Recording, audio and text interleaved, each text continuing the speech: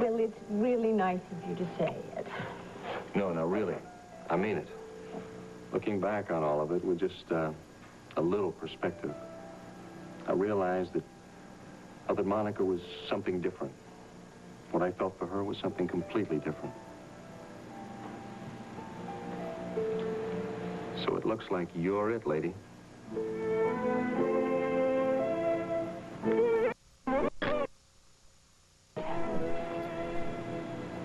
I like it very much. Hi, Mark. Oh, hi, Rick. I don't suppose you're in much of a mood right now to be thinking about parties. Yeah, you'd be right about that, pal. Well, let me try it on you anyway. Leslie and I are going to be throwing a party at Terry's place on the 25th for Steve and Audrey. It really wouldn't be complete unless you were there, so can I talk you into it? Oh, well, I appreciate that, Rick, but no thanks. I just don't think Terry'd feel too good about it if I showed up.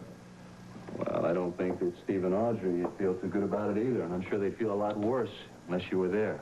So why don't you just make an appearance? You don't have to stay. All right, I'll show up and say hello, and then I'll take off. Pretty rotten company these days anyway, or haven't you heard? Or haven't you noticed? Mark?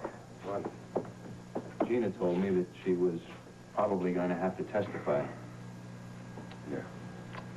Afraid I'm going to have to drag her into court. It's something I hate to do, but Mary Ellen is fighting me every step of the way.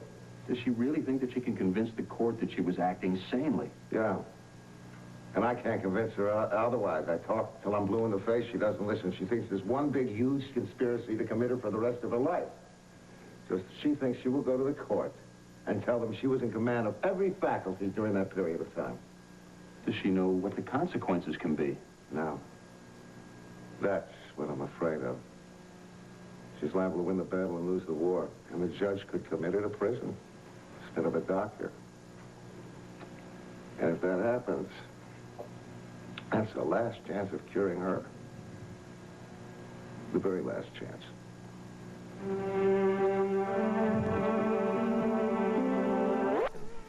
Hey, it'll be football season soon, and you'll forget all about it. I ain't never gonna forget losing $10 in that game. Even Heather called it better than I did. Heather, how is she, by the way? Oh, she's okay, physically. But? Well, I don't understand it, but she's gone completely overboard on the subject of Monica. Overboard? Well, how? Just everything. Monica didn't want her to see the baby too soon after the surgery, and Heather took it as some kind of personal affront.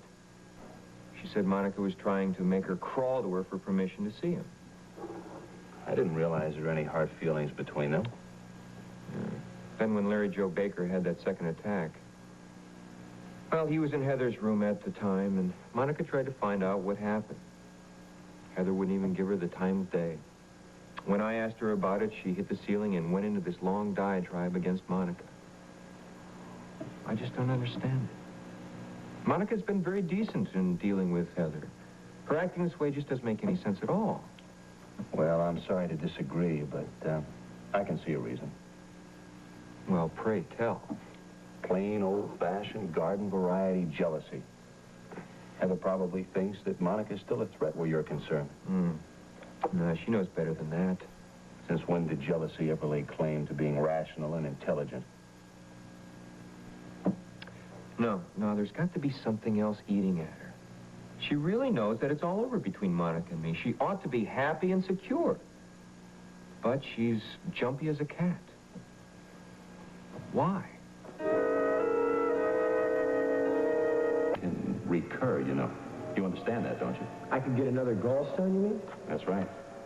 So that when Dr. Weber was asking you all those questions, trying to find out if you were under any unusual stress, she wasn't just being nosy. She's really concerned about your welfare. So if there's anything that's bothering you, it'd be in